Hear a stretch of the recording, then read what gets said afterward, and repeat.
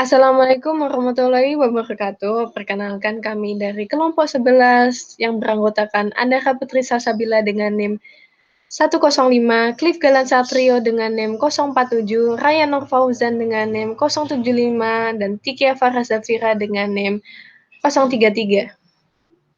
Dari kelas Teknik Informatika A Angkatan 2020, Program Studi S1 Teknik Informatika, pertemuan ke-8, hari dan tanggal Selasa 23 Maret 2021, dosen pengampu Bu Naim Rohmawati, Eskom MT, mata kuliah Matematika Diskrit, bab Algoritma Dijkstra. Kami di sini akan menjelaskan tentang Matematika Diskrit, bab Algoritma Dijkstra. Yang pertama, kita akan mengenal apa itu algoritma Dijkstra. Pengertian algoritma Dijkstra. Algoritma Dijkstra merupakan algoritma yang paling sering digunakan dalam pencarian rute terpendek. Penggunaannya dengan menggunakan simpul-simpul sederhana pada jaringan jalan yang tidak rumit. Camero 2006. Adapun nama algoritma Dijkstra sendiri berasal dari penemunya, yaitu Edgar Dijkstra. Kata algoritma atau algoritm berasal dari kata algorithm yang diambil dari nama penulis buku Arab yang terkenal, yaitu Abu Ja'far Muhammad Ibnu Musa al-Khwarizmi. Al-Khwarizmi dibaca orang Barat menjadi algoritm. Munir 2015. Adapun pengertian algoritma adalah kumpulan instruksi atau perintah yang dibuat secara jelas dan sistematis berdasarkan urutan yang logis untuk penyelesaian suatu masalah. Sejarah algoritma Dijkstra. Algoritma Dijkstra dibuat dan diterbitkan oleh Dr. Edgar Wright Dijkstra, seorang ilmuwan komputer dan insinyur perangkat lunak Belanda yang brilian. Pada tahun 1959, dia menerbitkan artikel 3 halaman berjudul A Note on Two Problems in Connection with Graphs, di mana dia menjelaskan algoritma barunya, yaitu algoritma Dijkstra.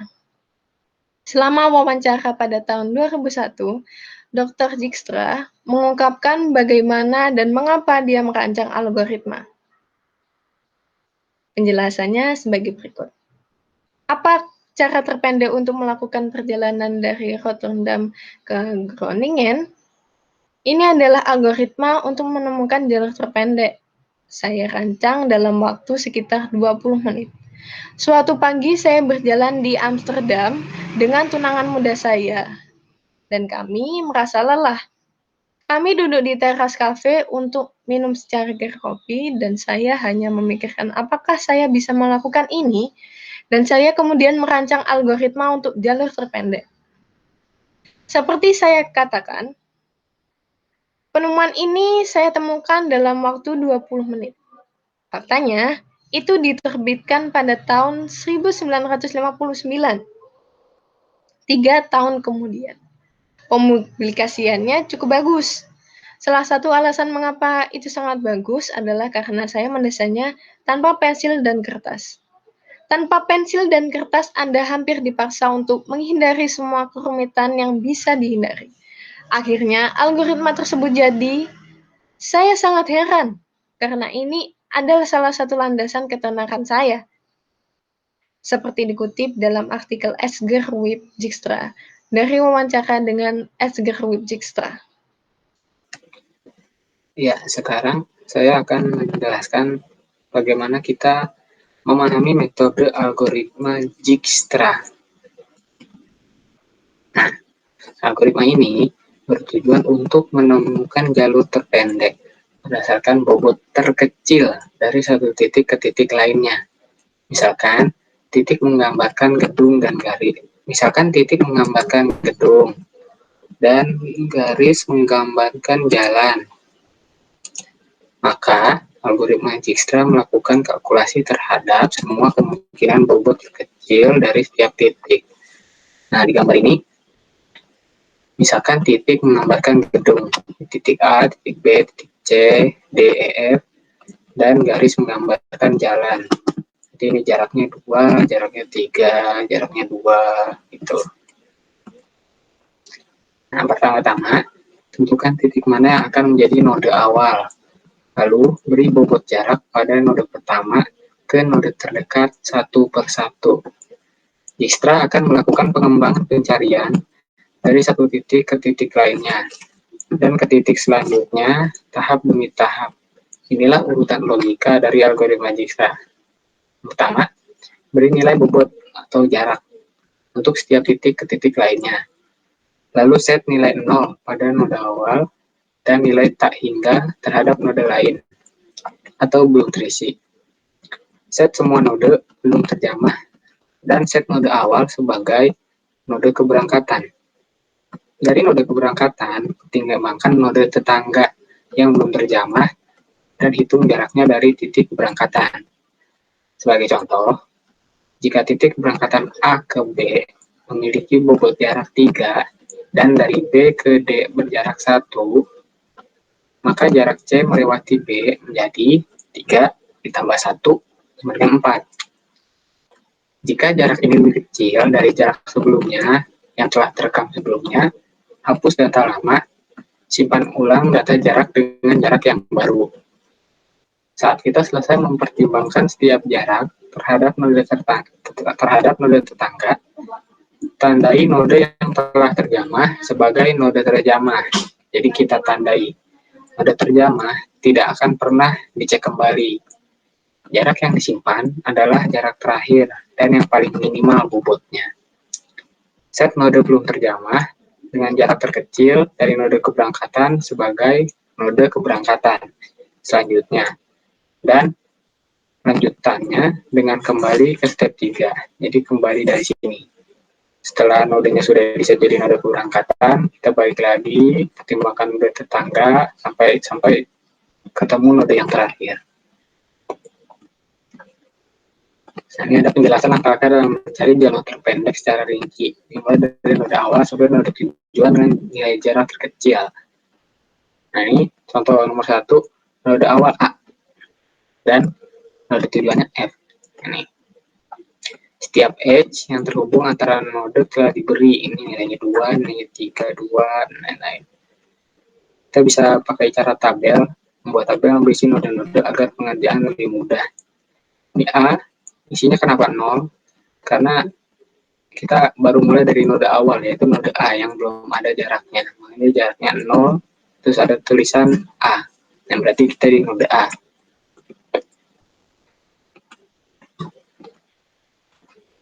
Kemudian, jika melakukan kalkulasi terhadap node tetangga yang terhubung langsung dengan node awal atau tadi node A, dan hasil yang didapat adalah node C. Kenapa? Karena bobot nilai node C paling kecil dibandingkan nilai pada node lain. Nilai node C itu sama dengan 2, 0 ditambah 2 jaraknya. Jadi di tabel sini kita beri 2A. Nah, karena apa? 2A jaraknya 2, dan node sebelum C itu kalau kita cari adalah node A.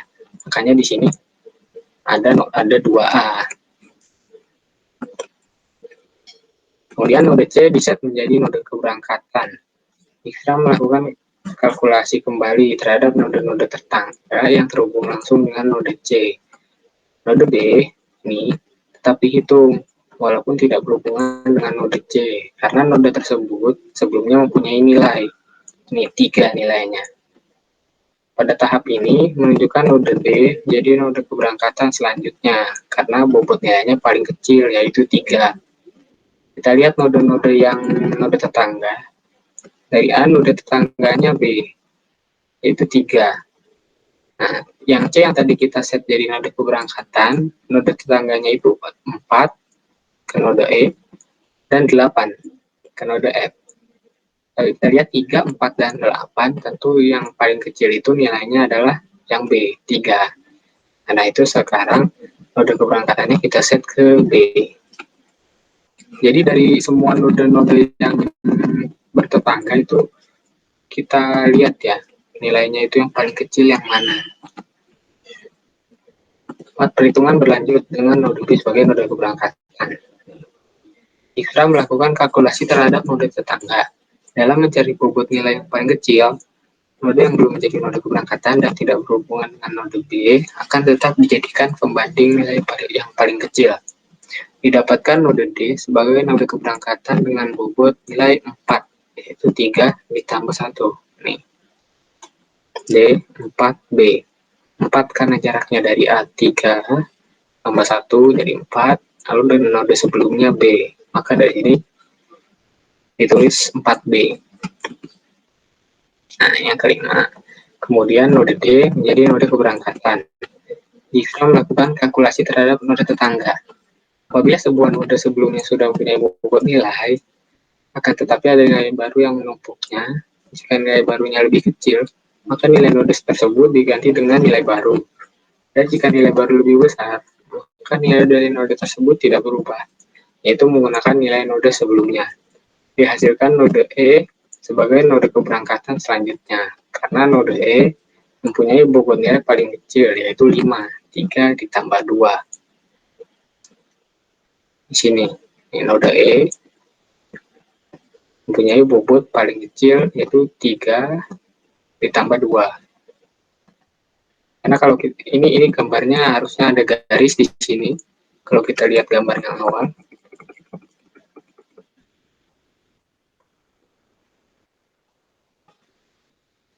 nah ini, kalau kita lihat gambar yang ini, yang E itu nilainya 5 karena dia dari A, nilainya 3 ke B, lalu nilainya 2 ke E, 3 tambah 2 jadi 5. Kenapa nggak lewat D? Karena tadi kita ngitung D, kalau kita menghitung dari D ke E, maka nilainya dari A akan jadi 3, lalu ditambah 1, tambah 2. Hasilnya ada 6. Nah, sedangkan 6 itu lebih besar daripada 5, maka dari itu kita mengambil hasil yang 5, yaitu 3, 2. 3 ditambah 2 sama dengan 5, karena kita mencari rute terpendek.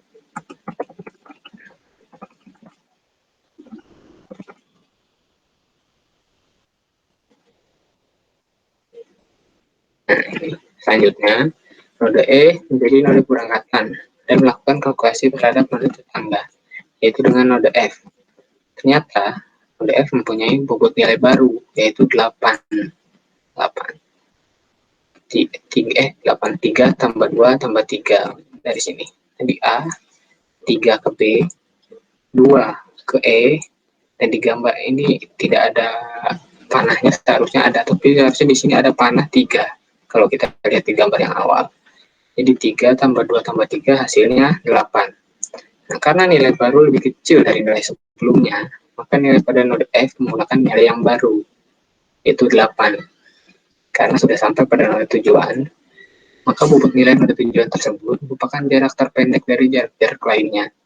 Jadi, jarak pendek dari node di atas yaitu 8. Karena sebelumnya node F itu bernilai 10, dari hasil A ke C itu 2, lalu tambah C ke F itu 8, jadi 10. Tapi dengan rute yang baru, A ke B itu 3, B ke E 2, E ke F itu 3, jadi 3 ditambah 2 ditambah 3 itu 8. Itu kita dapat rute yang baru yang lebih pendek dari rute sebelumnya, yaitu 10. Rute sebelumnya 10, lalu rute yang baru 8. Jadi jarak terpendek dari node di atas yaitu 8. Kalau bisa disimpulkan, rute terpendek yaitu A, B, E, F dengan jarak 8. Selanjutnya ada penerapan algoritma Dijkstra yang akan dijelaskan oleh Ryan Fauzan. Ya, di sini saya akan melanjutkan presentasi mengenai penerapan algoritma Dijkstra. Beberapa penelitian sebelumnya, algoritma Dijkstra digunakan untuk mencari tempat parkir. Karena menurut peneliti, pencarian tempat parkir secara manual masih belum efisien, karena membutuhkan waktu yang lama, terutama ketika sedang berada di pusat pembelanjaan. Ketika driver menekan tombol untuk mengambil tiket parkir, maka akan tercetak tiket beserta minimap untuk memudahkan driver mencari tempat parkir. Software yang digunakan adalah LabVIEW untuk mengimplementasi Dijkstra dan beberapa hardware untuk membantu proses pencarian tempat parkir. Di antaranya Digital Converter, GIS, GPS, Infrared LCD, LED, National Instrument, print circuit board, dan lain-lain.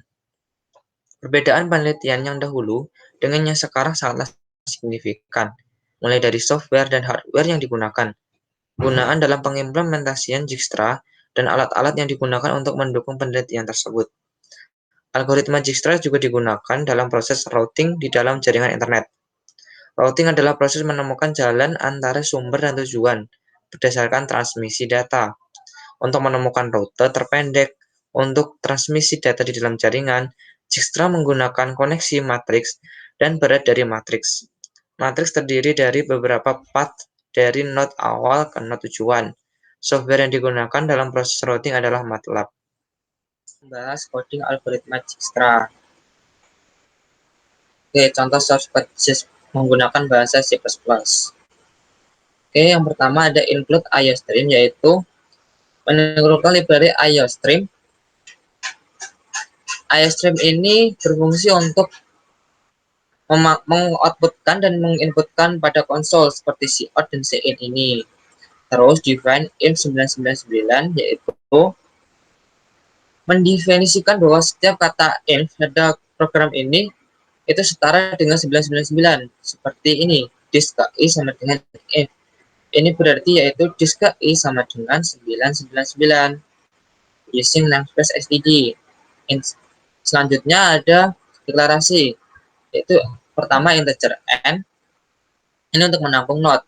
Sedangkan integer tabel 100 ini adalah dalam bentuk array 2 dimensi untuk membentuk matriks sehingga dapat membentuk graf. Selanjutnya ada prototipe fungsi, yaitu integer Dijkstra dengan parameter integer mulai dan integer akhir. Selanjutnya main program. Dideklarasikan bahwa ada integer mulai dan integer akhir. Ini digunakan untuk menyimpan node mulai dan node akhir. Cout masukkan banyak node, yaitu ngeprint masukkan banyak node. Terus cin n, berarti ini memasukkan user memasukkan n. Lanjut cout masukkan jarak node secara matriks. Ini terdapat nested looping, yaitu perulangan bersarang for integer i sampai dengan 1, i hingga ke n i++. Di dalamnya terdapat perulangan lagi, yaitu for integer j sampai dengan 1, j maksimal ke n, j++. Dimasukkanlah cin tabel ke i ke j. Nah, kan misal ada jarak yang ada node-node yang tidak berhubungan. Apabila node-node yang tidak berhubungan, maka diisi dengan 0. Selanjutnya, integer jawab sama dengan 0 dan char x. Jawab ini digunakan untuk perulangan. Misal while jawab sama dengan 0. Kan sudah jawab sama dengan 0, maka ini akan true. Apabila ini true, maka akan dilakukan program di dalamnya, yaitu cout masukkan not start awal, cin memasukkan mulai, cout masukkan not finish akhir, memasukkan cin akhir, sehingga di print cout jarak minimal dari node dari mulai ke akhir titik 2 Dijkstra pemanggilan fungsi mulai akhir dengan parameter mulai akhir tadi yang sudah dideklarasikan di awal. Terus di sini terdapat pernyataan ulang. Cout apakah ingin melakukan program y atau n? Cin x. Maka dari itu saya menggunakan char x sehingga x nanti akan bernilai char seperti y, n itu adalah sebuah char. Nah, jika x sama dengan y atau x sama dengan y kecil, jawab akan tetap sama dengan 0. Apabila jawab sama dengan 0, maka ini akan true. Apabila ini true, maka perulangan dilakukan sekali lagi. Nah, as if apabila x sama dengan n, x atau sama dengan n, jawaban sama dengan 1. Apabila jawab sama dengan 1, di sini akan false, sehingga perulangan tidak akan diulangi lagi. Apabila penginputannya selain y atau n, maka akan masuk else, yaitu butuh ulang. Ulang akan melakukan programnya dari sini lagi. Cout apakah ingin melanjutkan program akan mengulang apabila tidak menginputkan x bernilai y atau n. Selanjutnya fungsi. itu integer Dijkstra, integer mulai, integer akhir, menggunakan return value integer dan parameter integer mulai dan integer akhir. Di dalamnya terdapat integer dis ke n. Ini mendeklarasikan bahwa array integer di sini distance sebanyak n. N tadi adalah sebanyak not dan bool visited ke n. Bool ini mempunyai dua nilai saja, yaitu true dan false. Apabila visited ke n adalah true, maka sudah dikunjungi. Apabila false, maka belum dikunjungi. Seperti itu. Di sini terdapat inisialisasi bahwa semua distance dari 1 hingga sebanyak not akan diinisialisasikan dengan nilai infinite. Begitu juga dengan visit diinisialisasikan dengan false dulu. Selanjutnya dis mulai sama dengan 0. Jadi yang mulai itu berulang sama dengan 0. Apabila tadi di sini sudah infinite semua, terus ada salah satu not, yaitu not mulai, akan diisi dengan 0. While true ini akan perulangan apabila tidak ada, akan terus melakukan perulangan apabila tidak ada break. Apabila ada break, maka akan keluar dari perulangan. Seperti itu. Integer U sama dengan min 1. Integer U ini digunakan untuk menyimpan not sementara. Sedangkan integer min di sini adalah untuk menyimpan jarak minimum distance. Pada awalnya ini akan ditulis infinite dulu. Di sini terdapat perulangan for integer i sampai dengan 1, i hingga ke n, i++. Nah, jika if visited ke i sama dengan false seperti yang ini, dan distance ke i merupakan lebih kecil dari min dis, maka ini akan dilakukan jika ini true.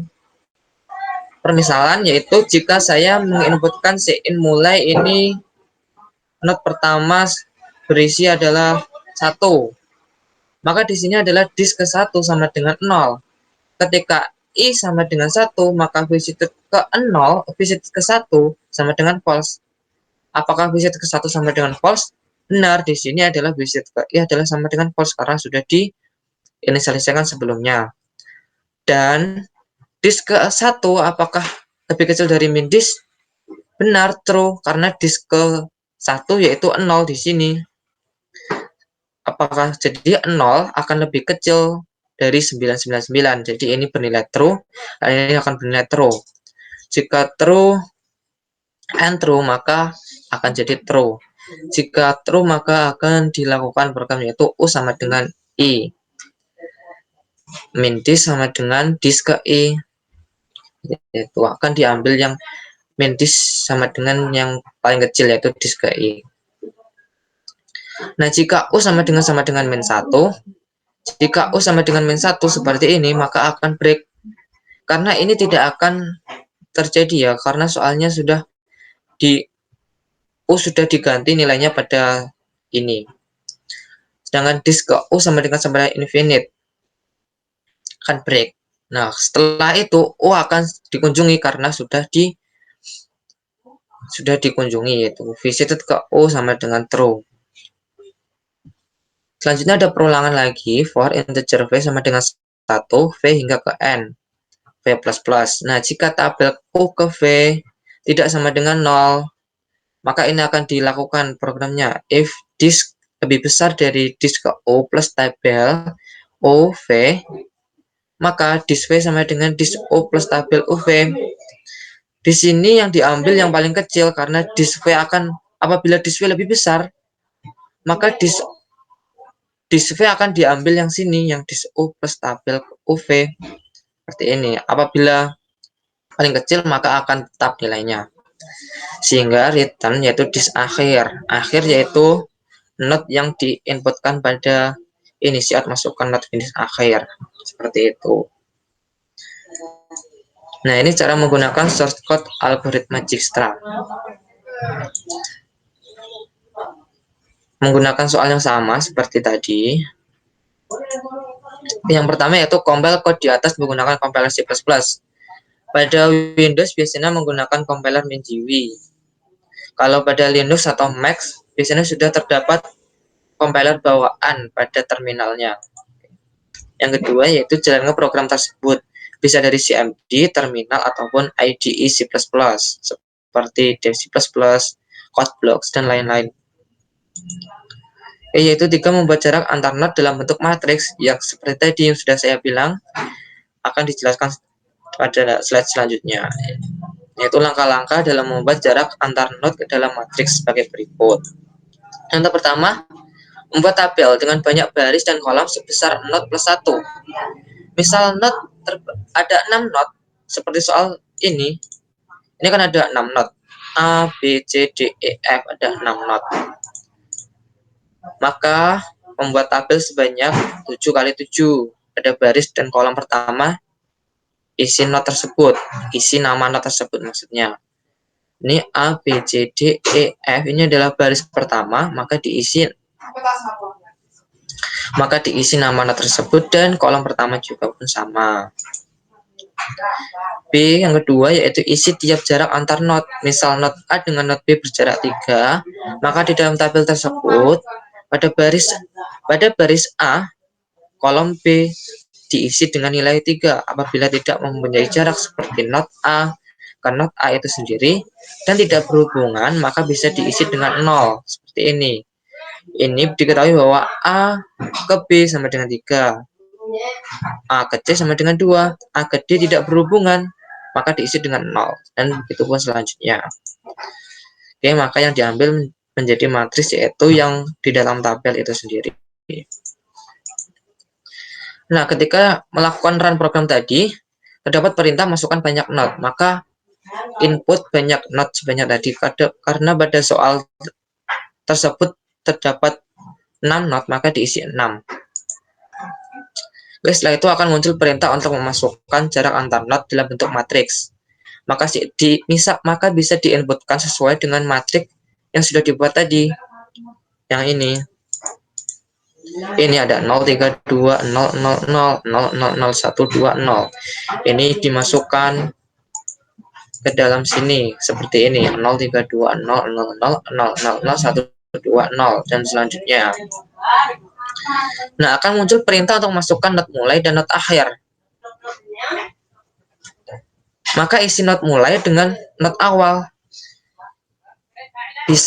Karena pada soal di atas tadi itu menggunakan node A, B, C, D, E bisa diubah menjadi integer atau bilangan bulat.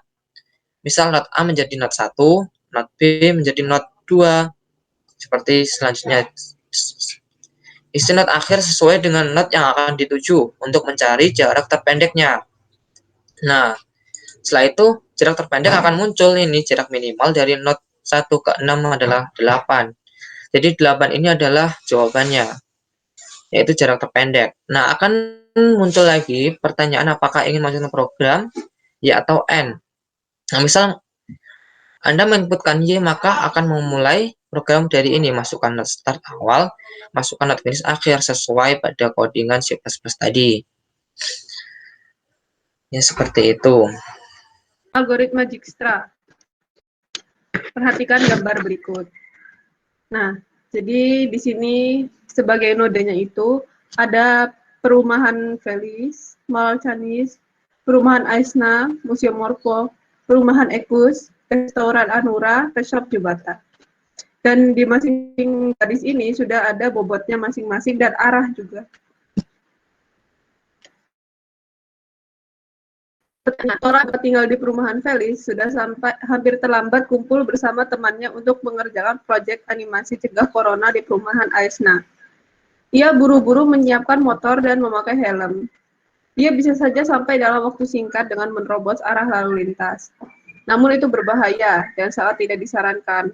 Akhirnya, dengan memperhatikan arah lalu lintas, Tora memilih rute terpendek yang bisa ia pikirkan saat itu. Rute manakah yang dilewati Tora? Jadi keterangannya itu, panah menunjukkan arah lalu lintas. Nih.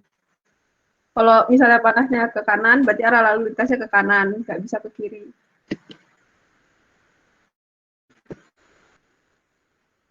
Nah, ini jawabannya. Misalkan, A itu Perumahan Felis, B itu Mall Canis, C itu Pet Shop Ciwata, E itu Museum Morpho, F Restoran Andura, G Perumahan Ekus. Dan jawabannya, nih. Ini sudah kita misalin agar lebih gampang. Nah, ini gambar yang sudah disederhanakan A, B, C, D, E, F, G. Terus kita buat tabel. Kita tulis di sini B, C, D, E, F, G. Terus A-nya di sini karena kita mulainya dari A. Lalu yang D ini kita beri warna lain untuk menandakan bahwa D ini adalah tempat tujuan yang akan dituju. Nah, lalu kita cari A ini menuju ke mana. Nah, kita cari panahnya ini yang keluar dari A, bukan yang menuju A. Kalau yang keluar dari A ini ada dua panah, yaitu ke B dan ke E. Kita tulis A ke B ini jaraknya 20. Maka kita tulis di sini juga 20A. Kenapa A? Karena kita startnya dari titik A. Terus kita tulis juga yang A ke E itu 50. Kita tulis di sini 50A. Yang lainnya, kita hubungan langsung dengan A. Maka kita tulis infinite. Lalu, dari 50 sama 20, yang lebih kecil yang mana? Yang lebih kecil adalah yang B. Maka kita beri warna kuning ini sebagai tanda bahwa kita telah mengunci B ini. Untuk selanjutnya, di kolom bawahnya A ini, kita tulis B. B sudah selesai kan? Nah, terus kita lihat B ini ke mana, menuju ke mana. Dan ternyata panah yang keluar dari B itu cuma satu, yaitu ke E, 30. Maka kita tulis 30 ditambah sebelumnya. Sebelumnya itu adalah 20, maka jadi 50. Nah, 50 ini sama dengan kayak yang sebelumnya, yang 50A ini. Nah, jadi karena sama, kita tulis dua-duanya. Jadi kita bisa tulis 50A atau 50B. Sisanya masih infinite karena tidak berhubungan langsung ke B. Lalu, dari semua ini yang paling kecil adalah 50. Di E. Maka kita tulis di sini bawahnya B ini adalah E.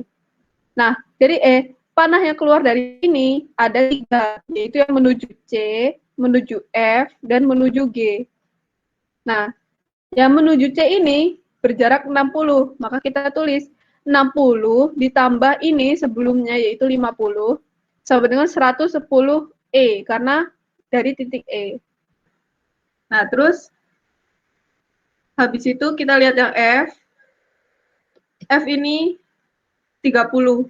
Maka 30 ditambah sebelumnya 50 adalah 80 E karena dari titik E. Terus ke G. G ini 10 ditambah sebelumnya 50 sama dengan 60 E. Dari 3 ini yang paling kecil adalah 60. Dan D ini masih infinite karena belum nyambung ke D. Nah, karena yang paling kecil 60, kita kunci 60-nya. Dari titik G, hanya nyambung ke F. F ini 15. Nah, 15 ditambah sebelumnya 60, itu 75. Karena 75 ini lebih kecil dari 80E, maka kita tulis 75G. Jika ini, yang G ini lebih besar, kita tetap tulis 80E, karena yang ini lebih kecil, maka kita tulisnya 75G. Nah, terus ini masih infinite, dan ini masih tetap 110E, karena tidak berubah. Nah, setelah itu, kita lanjut ke F. Karena ini paling kecil ya, sudah dikunci F, makanya kita ke F. Nah, F ini, yang keluar dari F, itu yang menuju D dan menuju C. Nah, menuju C ini 20. Nah, 20 ditambah 75 sama dengan 95 F di D. Terus F menuju C itu 30, berarti dari 75 ditambah 30 sama dengan 105. Karena 105 lebih kecil dari 110, maka ditulis, diganti 110-nya menjadi 105F. Nah, dari 105 dengan 95, itu lebih kecil 95, maka kita kunci 95 ini di sini. Lah, karena sudah mengunci jarak di kolom ini, kolom yang berwarna oranye ini kan sama aja kayak sudah finish gitu. Jadi, maka jawabannya adalah 95 ini, yang lainnya ya walaupun belum ada yang belum dikunci, seperti C ini belum dikunci, tidak masalah. Yang penting kita sudah menemukan jarak terdekat atau sudah mengunci jarak di titik finish ini. Nah, cara bacanya itu dari belakang, yaitu dari sini. Jadi, bisa kita tulis mundur. D, F, nah F, di sini kan 95 F. Kita cari di sini yang F. F ini ke G. Kita cari yang G di sini, G ini ke E. Lalu yang E ini kita cari di sini bisa A atau B. Kalau kita mundur ke B sama dengan 20A, baru A. Kalau kita dari 50A langsung ya ke A. Nah, itu kan dari belakang. Kalau dari depannya berarti bisa A, E, G, F, D. Atau Perumahan Felis, Museum Morfo, Perumahan Ekus, Restoran Anura, Perumahan Aisna, atau A, B, E, G, F, D. Kenapa bisa ada dua jawaban? Karena tadi ini, nih, di sini kan 50 A atau B. Jadi kalian dari A, B, E, G, F, D dengan A langsung ke E, G, F, D itu sama, jaraknya 95. Kita perhatikan di sini, A ke E ini 50. Sedangkan kalau A ke B dulu baru ke E sama saja 50. Jadi kita bisa lewat entah dari A, B, E atau A langsung ke E. Makanya jadi ada dua, A, E, G, F, D atau A, B, E, G, F, D. Ya, terima kasih.